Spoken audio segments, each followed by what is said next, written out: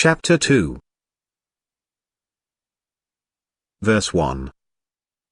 Therefore we ought to give the more earnest heed to the things which we have heard, lest at any time we should let them slip. Verse 2.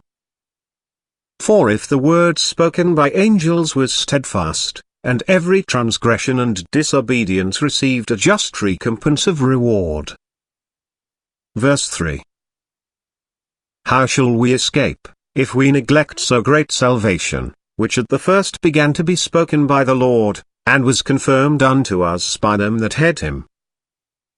Verse 4. God also bearing them witness, both with signs and wonders, and with divers miracles, and gifts of the Holy Ghost, according to his own will. Verse 5. For unto the angels hath he not put in subjection the world to come, whereof we speak. Verse 6.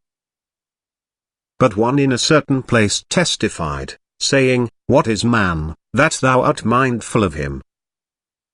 Or the Son of man, that thou visitest him? Verse 7.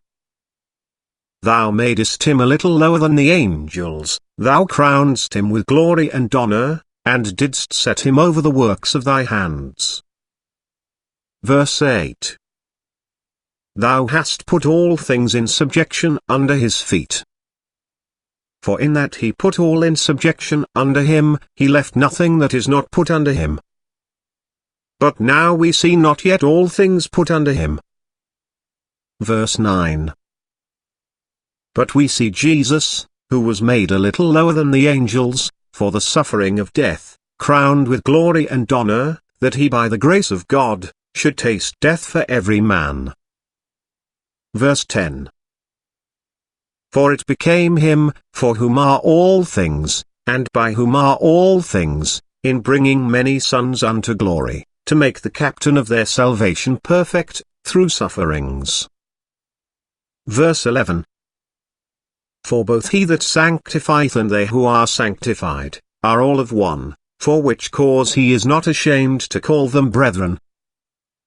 Verse 12. Saying, I will declare thy name unto my brethren, in the midst of the church will I sing praise unto thee. Verse 13. And again, I will put my trust in him. And again, behold I and the children which God hath given me. Verse 14. For as much then as the children are partakers of flesh and blood, he also himself likewise took part of the same, that through death, he might destroy him that had the power of death, that is, the devil. Verse 15. And deliver them who through fear of death, were all their lifetime subject to bondage.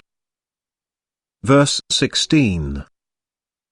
For verily he took not on him the nature of angels, but he took on him the seed of Abraham. Verse 17. Wherefore in all things, it behoved him to be made like unto his brethren, that he might be a merciful and faithful high priest, in things pertaining to God, to make reconciliation for the sins of the people. Verse 18. For in that, he himself hath suffered being tempted, he is able to succor them that are tempted.